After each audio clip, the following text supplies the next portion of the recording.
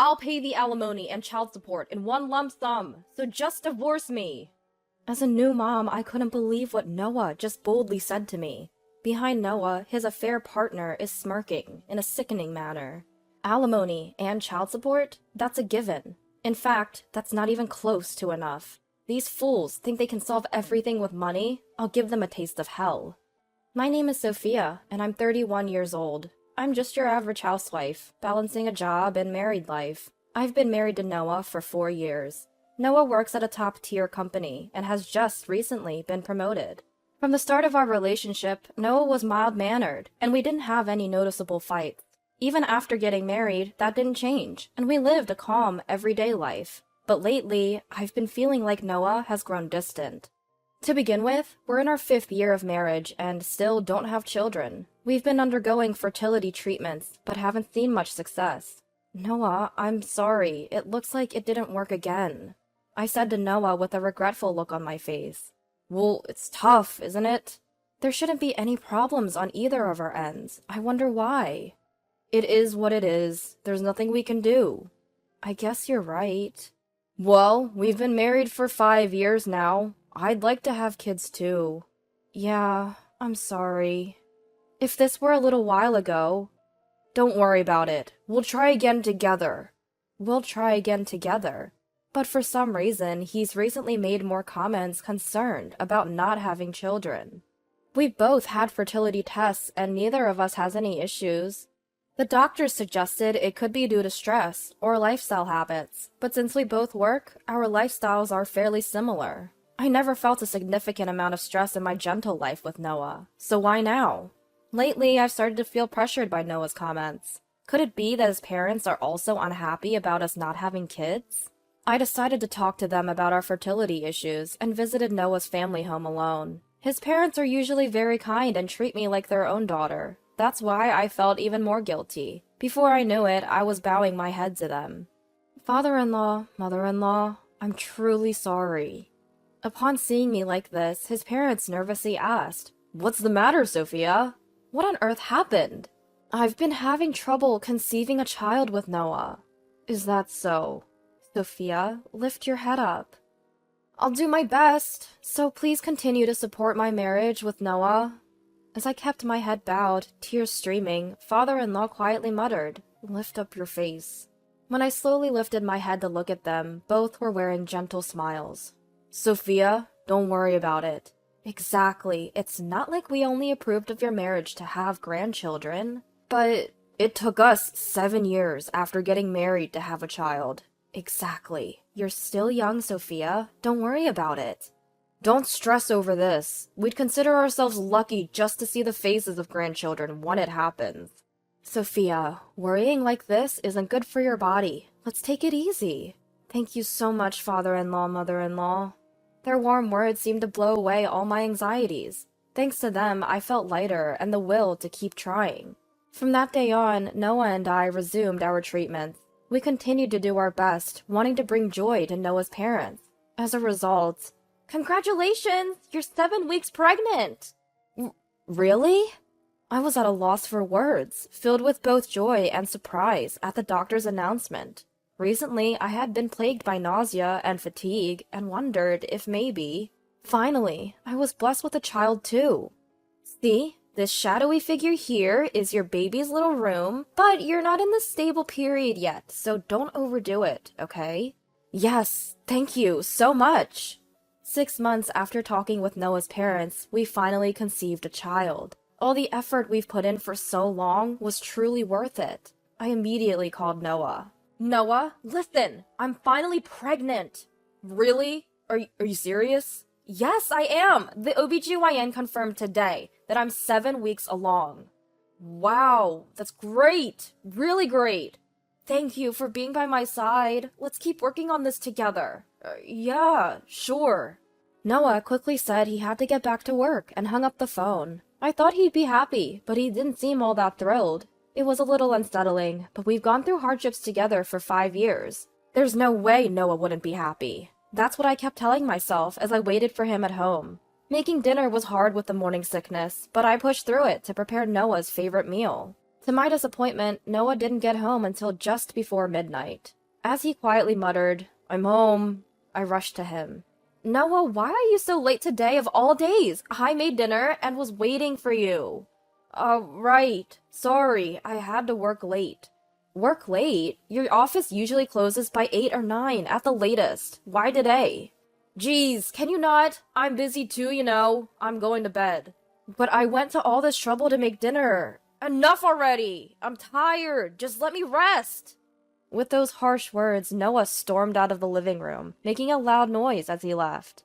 Left alone in the room, tears started flowing from my eyes due to frustration and loneliness.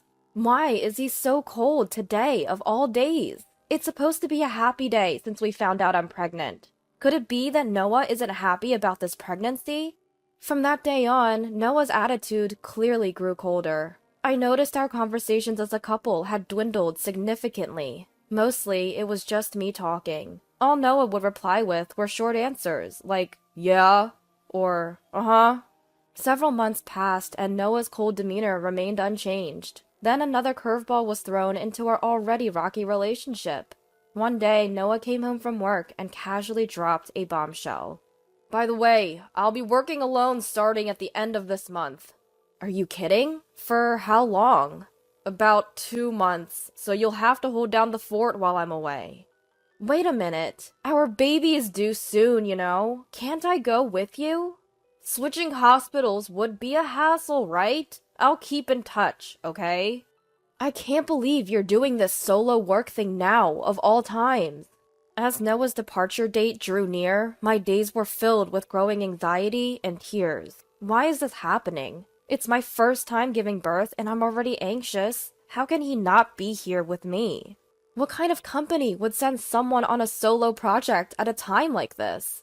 Eventually, as planned, Noah left. Communication was sparse. Emails went largely unanswered, except for the occasional reply every few days. Calls went mostly unanswered too.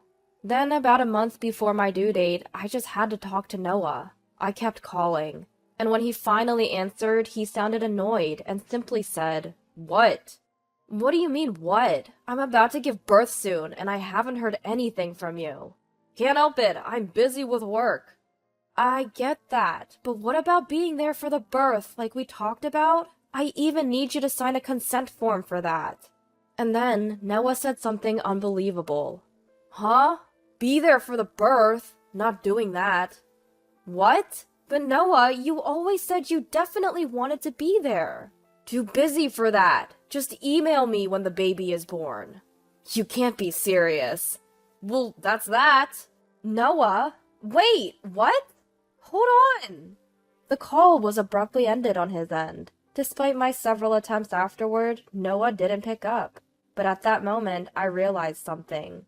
I heard another woman's voice in the background during the phone call. All of Noah's inexplicable behavior suddenly made sense. Instantly, a torrent of rage surged through me. I knew something was off. So that's what it was. If you're going that route, I won't hold back either. I'm going to make their lives a living hell. Determined to get my revenge, I started by digging into Noah's social media. Cross-referencing his followers, I stumbled upon a suspicious female account. The account name was Emily. Her face was hidden, but it looked like she was a junior employee at Noah's company. It turned out that Emily had quit her job right before Noah left to work alone. As I scrolled through Emily's posts, I saw numerous photos of her with a man who was clearly Noah, based on the clothes and accessories. Wow, so many pictures! On those days when Noah claimed he was busy with work and working overtime, he was actually cheating with Emily. After that, I immediately went to consult a lawyer to ask what I should do. "Collect as much evidence of the affair as you can before you give birth," was the advice given to me. So I hired a private investigator to monitor Noah's activities while he was working alone. 1 month later, by the time I had gathered enough evidence of the affair, I had just given birth. Even after our daughter was born, Noah never came to visit.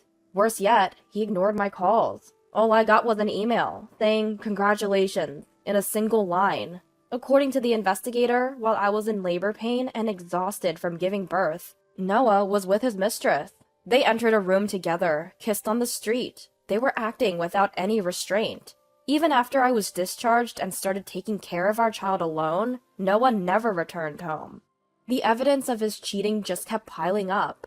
2 months later, Noah came home for the first time in a while after finishing his work alone. Shockingly, Noah brazenly brought his mistress home with him. Pretending to be oblivious, I asked Noah, "So Noah, who's this?" "She's going to be my new wife. Her name's Emily." "A new wife? What are you talking about? We're not even divorced yet." "Our relationship as a couple was over anyway, right? During my working alone, I met Emily and finally found true happiness." "True happiness, huh?" At that moment, Emily, who had been listening to our conversation, glared at us intensely. "Hey lady, can you hurry up and get a divorce? I want to marry Noah ASAP." "Why? I have my own issues too." "So do we. I'm pregnant with Noah's child." "Pregnant?" "That's right. Unlike you, who couldn't have a child after years of marriage, I got pregnant with Noah's child immediately. So I need you to get divorced, quickly." Emily wore a smug expression and added, "Just hurry up and get divorced." Upon hearing Emily's words, Noah finally spoke up as well. "Well, you see, that's what's going on." "What do you mean, that's what's going on?" "I mean, I want a divorce." "Excuse me?"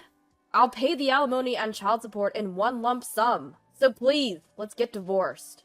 With that, Noah immediately handed over the divorce papers. I took them and tore them to shreds, right in front of the two of them. "What are you doing, Sophia?" "What does it look like? It's obvious, isn't it? I'm not getting a divorce." Not getting divorced? What do you mean?" "I mean exactly what I said. Besides, you're the one in the wrong here, not me. So the final say on whether or not we get divorced is mine." "What are you talking about? I want a divorce." "I don't care what you want. If you insist, we can go to mediation, okay?" "Mediation? Isn't that a bit extreme?" "Bottom line, I'm not divorcing you. Any objections?" Noah, seemingly flustered, opened and closed his mouth without saying a word. Taking Noah's place, Emily started yelling at me. "Are you kidding me? Don't you know I'm pregnant?" "Not my problem. Also, Noah, you said you met her while you were on a business trip, but that's a lie, isn't it?" Emily, you were originally Noah's junior at his company, right? And you quit your job when Noah started working remotely. Is that just a coincidence?" Well, I bet your affair started around the time I got pregnant, right? While I was dealing with morning sickness and giving birth alone, the two of you were carrying on, weren't you? Well, as appropriate compensation, I'm going to demand $50,000 from each of you." $50,000? The figure was far beyond what they had imagined. Even they, who had been so confident until a moment ago, were clearly taken aback. "Why? I was supposed to marry Noah and be happy." "What? What are you talking about? You're pretty self-serving for someone who went after a married man." "Stop it! Noah is really kind to me, and he loves only me." I couldn't help but burst into laughter at Emily's words. "What's so funny?" "Well, a guy who neglects his pregnant wife to be with you? What's so trustworthy about a man like that?" Let me guess. You were targeting newly promoted Noah's money, weren't you? Well, too bad. Between the compensation to me and child support, Noah's savings will be wiped out anyway. Serves you right. You can't be serious. You're a nuisance, so could you please leave? Oh, by the way, I've already informed your parents-in-law about this. What? They were really furious, they said. The relationship between parent and child is over. No! Emily ran out, wailing. Noah watched her go, his face devoid of life. While Noah and I tried to mend our marriage, word spread throughout the company that he had gotten Emily pregnant. Gossip started affecting Noah's work. Eventually, a critical mistake cost him his job. That's when I told Noah what I'd been waiting to say. "I'm sorry, Noah. We tried to mend our relationship, but it's hopeless now." "What? Why are you saying this all of a sudden?" "I refuse to support a man who isn't holding down an adult job." Wait! I lost all my savings paying Sophia's settlement, and I've lost my job too. I couldn't care less. Who do you think put us in this mess in the first place? So, Sophia... Whether it was years of resentment showing on my face or not, Noah looked at me, shaking uncontrollably. I coldly laid it out for him. What? You seriously thought I'd give you another chance? Are you an idiot? I was just waiting for the perfect moment to dump you as you hit rock bottom. You're lying. You said you wouldn't divorce me. I wanted to leave you every second of every minute, but that wouldn't be revenge, would it? I've been pretending to fix our marriage just to torment you longer. What? Wait, if you divorce me now... Shut up! You left me, a pregnant woman, to have an affair and lost your job. And now you want me to stick with you? Get real! Useless people like you can suffer alone for all I care. I said those words, grabbed my child, and left the house. I left the divorce proceedings to a lawyer, and since Noah was at fault, the divorce went through quickly. I haven't seen him since. After our divorce, Noah apparently tried to reach out to his affair partner, Emily. But Emily saw no use for Noah, now jobless. Turns out she even complained to him, saying, "It's your fault I'm in debt now." In the end, he didn't even get to meet her and was completely cut off. He later tried to fall back on parents-in-law for a job, but it was too late. I had already told parents-in-law about the divorce, and they kicked him out immediately. Now he's working various odd jobs, just scraping by, day to day.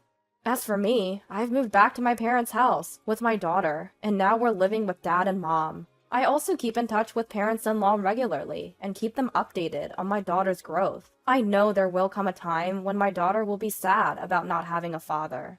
Even so, I want to make sure to tell her that she is the most loved person in the world to me, and that I'm grateful she was born.